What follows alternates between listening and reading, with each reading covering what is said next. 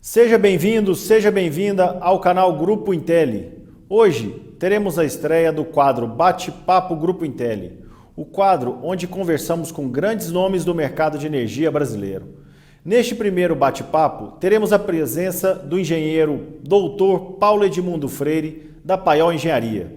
Iremos falar um pouco sobre aterramento de parques solares. Desde já, lhe convido a seguir o nosso canal e ativar as notificações para ser avisado sobre novos conteúdos. Não se esqueça de deixar o seu like no final.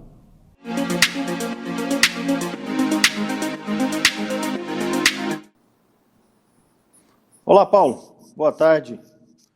Muito obrigado por aceitar o nosso convite aí no nosso quadro, Bate-Papo Intelli. E gostaria que você fizesse para nós aqui uma breve apresentação da sua carreira e da sua trajetória até aqui no mercado. Sabendo que você é muito conhecido no mercado, mas queria escutar de você um pouco. É isso aí, Thiago. Muito obrigado pela oportunidade de estar aqui conversando com vocês, né? O nosso papo é sobre aterramento, né? Eu trabalho com aterramento desde 1980, eu me formei em 78. Em 1980 eu fui trabalhar na IESA, Internacional de Engenharia, no Rio de Janeiro. Eu sou carioca, né? E eu comecei a trabalhar com o Sérgio Sobral, que era um cara importante na época, ele já faleceu hoje em dia, mas ele era um dos pioneiros aí na área de aterramento no Brasil, né? E fiquei lá 5 anos, depois saí de lá, fui para a Monasa, onde já tinha trabalhado antes, né? E na Monasa eu integrei o consórcio Monasa Temag Pitel, onde eu acompanhava o comissionamento dos eletrodos HVDC de Itaipu, né? O sistema de aterramento do sistema de transmissão de Itaipu, onde eu tive a oportunidade de trabalhar 3 anos com o Daniel Kovaski, com quem eu aprendi muita coisa. O Daniel é vivo até hoje, ele é meu amigo, enfim. Então, eu tive esses 2 professores, o Sérgio Sobral, o Daniel Kovaski, e depois disso aí, depois de 8 anos trabalhando com esses 2 especialistas, eu alcei voo solo, né? Como se possa dizer. Eu ainda trabalho na Monasa, né?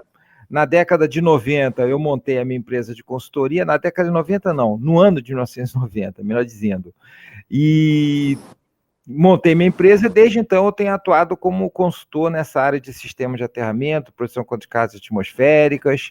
E na década de 90 também eu comecei a atuar fortemente junto aos comitês de norma, né? Da ABNT, né, o COBEI, o Comitê Brasileiro de Eletricidade, e desde então também já tem mais de 30 anos que eu sou membro desses comitês, trabalho ativamente na elaboração de normas, e, enfim, já tive a oportunidade de apresentar trabalhos em congressos no Brasil, no exterior, tive a oportunidade de fazer já estou há 20 anos aqui em Campinas, mas na verdade 21 anos, eu fiz um doutorado aqui na Unicamp, na área de geologia, porque o pessoal, quem entende realmente não de aterramento, mas de solo, de resistividade do solo, esse tipo de coisa, é o pessoal da geologia, da geofísica. Então foi lá que eu fui procurar o conhecimento para me aperfeiçoar, fiz um doutorado, acabei em 2018 esse doutorado, enfim. Fiz um curso no Canadá com o professor Davalib, que é a maior autoridade no mundo em aterramento, né? Já fui representante dele aqui no Brasil por vários anos, uso o software dele. Então, resumidamente, essa é a minha carreira, né? A minha trajetória. De 2010 a 2018, eu trabalhei muito com projetos de sistemas de aterramento Belo Monte, Rio Madeira, desses grandes projetos, aqui no exterior também, projeto no Chile, projeto na África, o Quênia, Etiópia.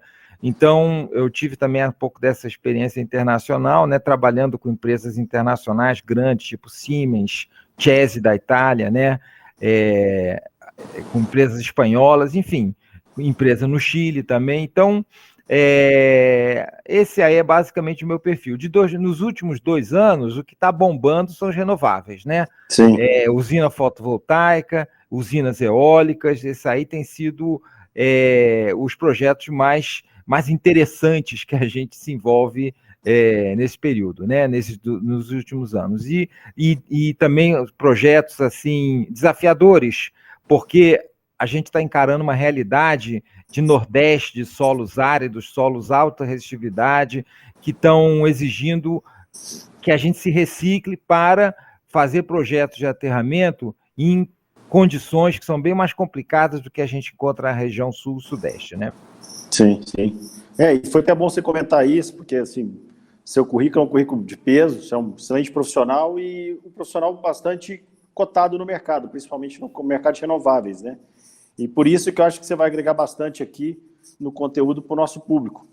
Assim espero. Não, com certeza. E o nosso público aqui, a gente recebe diariamente várias perguntas sobre aterramento, principalmente na área de renováveis. E uma dúvida que o pessoal tem é sobre o sistema de aterramento de plantas solares. Se esses parques, o aterramento dele difere dos demais, como de uma subestação, de uma linha de transmissão, ou se não difere. Olha só, difere bastante, né? Porque o porte de um parque solar, de uma usina fotovoltaica, é muito maior do que o de uma subestação tradicional, né? Então, vamos dizer, uma subestação típica teria 1 hectare, 10 mil metros quadrados, né? Um parque de 1 megawatt já tem entre 2 e 3 hectares. Então, um parque solar que é relativamente pequeno, né, como o pessoal classifica como ainda categoria de GD, já tem uma área maior do que a maioria das subestações. A gente chega para uma usina de 5 megawatts, já tem uma área aí de 10, 12, 14 hectares, às vezes tem áreas que não dão para utilizar, enfim, chegam 14, 15 hectares. E a gente vai para esses parques de grandes dimensões, com dimensão quilométrica, né, com parques de 100 megawatts, 500 megawatts, 800 megawatts, como tem, aí a gente começa a trabalhar com malhas de aterramento, mega malhas de dimensão de quilômetros, né? Então, é uma coisa completamente diferente do que a gente está acostumado a fazer em subestação, instalação, predial, instalação industrial. Se bem que tem indústria que é grande também, mas nada desse porte, nada do porte de um parque eólico de grandes proporções e de uma planta solar, né? Então, são projetos de aterramento que diferem significativamente de um projeto de uma subestação. Entendi.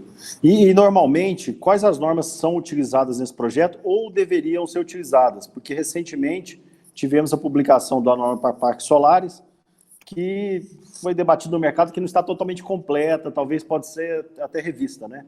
Isso aí. Eu já andei publicando 2 artigos sobre a norma 16690, né, de usinas fotovoltaicas, né, que ela é uma norma do ponto de vista europeu, porque ela é baseada numa norma, eu não sei os números das normas IEC, das normas I3E, né, das ABNTs eu sei bem, porque é o meu dia a dia lá no nosso comitê. Mas das normas IEC e 3E eu não lembro dos meus de cor. De qualquer maneira, a norma 16690, ela é muito baseada numa norma IEC que é focada no que eles chamam de gerador fotovoltaico. O que é gerador fotovoltaico? É aquela usina de telhado, né?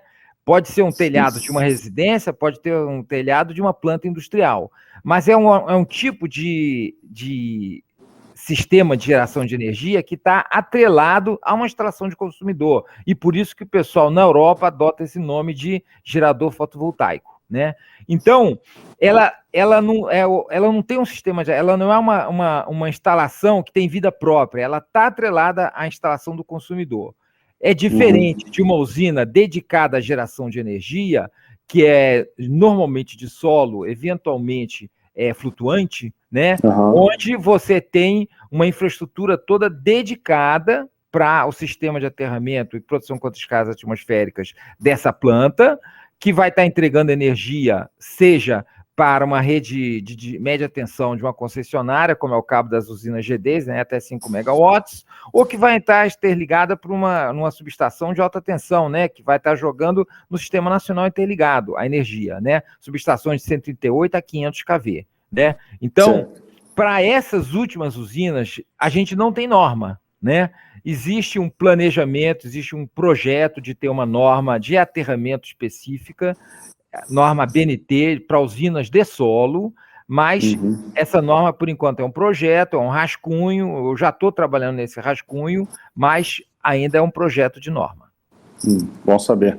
E nesses projetos, geralmente, ou nas normas que se utilizam hoje, já que não tem uma norma específica para parques solares dessas dimensões, o pessoal se preocupa com contenção de toque e de passo? Sim. Isso aí de maneira geral, o pessoal se preocupa, mas o pessoal está muito atrelado à norma 15751, né, que é a norma de aterramento de subestações, né? E o pessoal pensa muito numa usina fotovoltaica como sendo uma mega subestação, o que não é. Inclusive, tem uma norma I3E, que é uma referência muito importante para todos nós que trabalhamos com usina fotovoltaica, que é uma norma I3E focada em sistema de aterramento de usina de solo acima de 5 megawatts. Né? Então, ela foca só a instalação de grande porte. Né? E ela é muito clara quando ela diz uma usina fotovoltaica não é uma subestação. Não se deve fazer o projeto da usina fotovoltaica raciocinando como se ela fosse uma mega subestação. Não é por aí, né? Então, ela tem características específicas que têm que ser pensadas. Inclusive, essa norma ela é muito interessante porque ela diz o seguinte: numa subestação, você pode superdimensionar a malha de aterramento, porque o custo da malha perto do custo da subestação é muito pequeno. Agora, diz, numa usina fotovoltaica, você superdimensionar, você quebra teu cliente. Sim. Você superdimensionar a malha de aterramento. E eu vou dar um exemplo. Usina Sol do Sertão, projeto que eu fiz junto com a Araxá.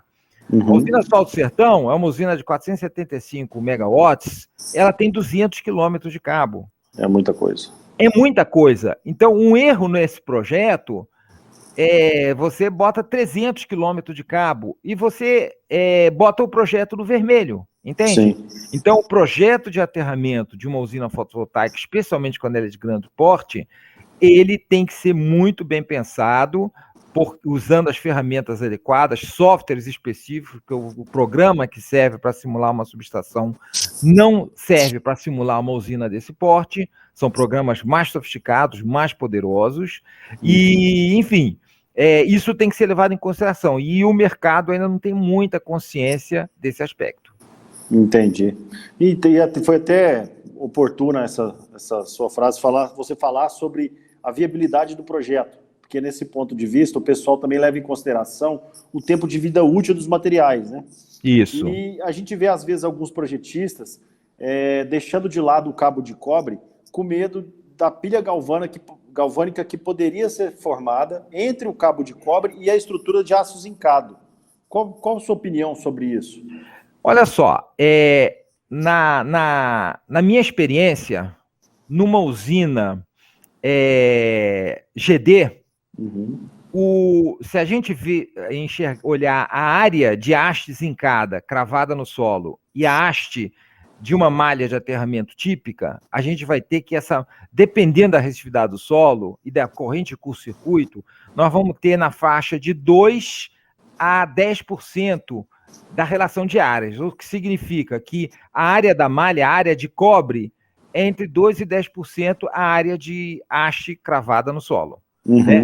Então, o que a gente tem é o seguinte: se essa área estiver abaixo de 10%, a gente não se preocupa muito com a pilha galvânica formada, porque a relação de áreas é muito, digamos, grande, né?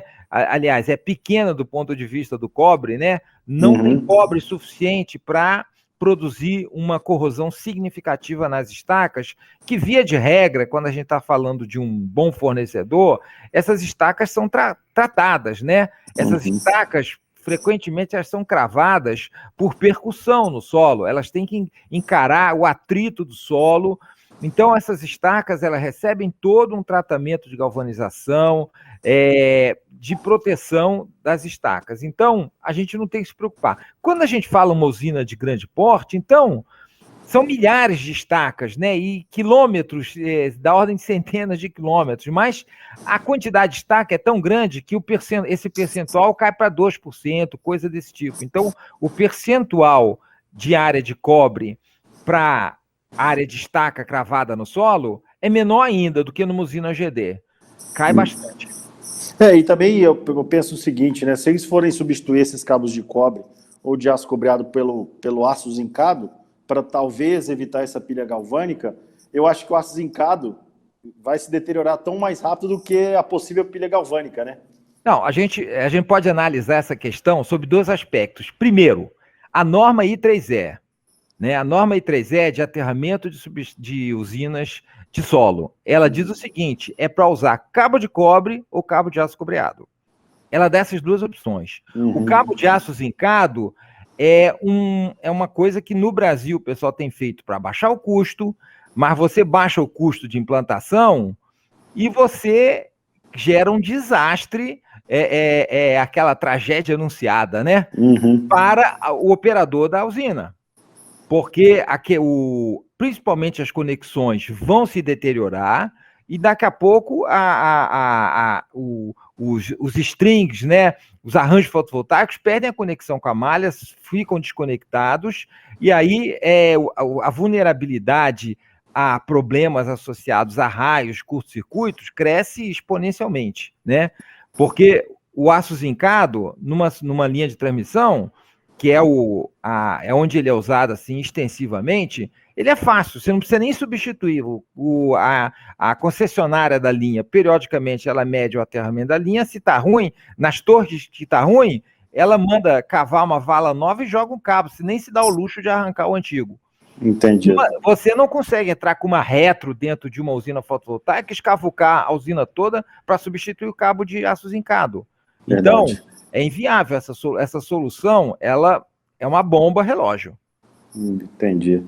E pensando nisso que você falou aí, sobre descargas atmosféricas e tudo mais, sobre a proteção da usina, né? A usina utiliza materiais, equipamentos muito caros, né? Como inversores, as placas, e a interrupção da geração de energia gera um prejuízo enorme, né? Porque você tem falha de receita. Então, nesse ponto de vista, qual que seria a melhor maneira de proteger uma usina para não termos interrupção de serviço e também proteger os equipamentos contra descargas atmosféricas? Olha só, essa é uma questão que se debate muito aí no mercado, né? Se deve ter SPDA ou não para uma usina. Eu, particularmente, acho que não faz sentido botar mastro para-raio dentro de uma usina, né? Para proteger os arranjos fotovoltaicos. Você pode proteger as conversion units, que é ali onde o skid, onde você tem inversor, transformador, você pode proteger uma cabine primária, onde você tem ponto de conexão com a concessionária, você vai proteger a subestação, mas os arranjos fotovoltaicos, em princípio, você não vai proteger, porque o custo de você botar um monte de para-raios é alto. Você está gerando manutenção. Esses para-raios vão oxidar, eles vão vibrar com o vento, então vão introduzir vibrações mecânicas na estrutura, vão afrouxar, então isso é custo de implantação e é custo de manutenção. E você não consegue separar esses para-raios das estruturas, dos trackers, né, numa usina, porque a densidade de placa é muito grande, você não consegue fazer uma separação elétrica. Então, você vai estar aterrando todo mundo na mesma malha. Então, e mais, os para-raios vão gerar sombreamento nas placas, pontos quentes, perda de geração e ainda reduzir a vida útil da placa. Então, a quantidade de inconvenientes ela é maior do que qualquer benefício que esse recurso de proteção das placas você possa trazer. Então, você vai proteger, basicamente, aquelas áreas concentradas onde tem equipamento, tipo skids, tipo uma subestação ou uma cabine primária, e as placas estão expostas a descargas diretas. Isso é inevitável. E vai proteger, por meio de DPS, os inversores, vai botar para-raios para proteger os transformadores, esse tipo de coisa. Então tá. Então a proteção aí, o foco seria maior na malha de aterramento e nos DPS. Para garantir que a gente tenha um aterramento de qualidade e que toda a malha esteja aqui potencializada e seja feita a proteção desses equipamentos. Onde você usou uma palavra equipotencializada, que é uma palavra que a gente usa muito, mas não, equipotencializada não significa que a malha está no mesmo potencial. Essas malhas são muito grandes, existem diferenças de potencial, inclusive em 60 Hz, e é por isso que a gente precisa de software adequado para simular esse tipo de malha. E em alta frequência, então, nem se fala para frente de onda de um raio, né? A equipotencialização, quando a gente fala de uma malha de aterramento, significa interligação, né? Que fique bastante claro esse conceito. Entendido. Ô Paulo, então, eu acho que a gente abrangeu aqui grande parte das dúvidas do nosso público, e caso você tenha mais alguma coisa para acrescentar ou dizer, fique à vontade. Não, eu só convido todos a acompanharem o meu LinkedIn. Eu estou sempre divulgando coisas no LinkedIn. Comecei agora a mexer no Instagram, mas eu não tenho muita intimidade com o Instagram. Qual é o LinkedIn? O meu LinkedIn? Paulo Freire. Vê pelo meu nome, Paulo Edmundo da Fonseca Freire, e vai me achar, né? Certo. E, enfim, eu estou sempre à disposição das pessoas que me procuram para a gente tirar dúvidas. Isso aí eu nunca me recusei a tirar dúvida, e estou à disposição, o pessoal que me procurar, enfim.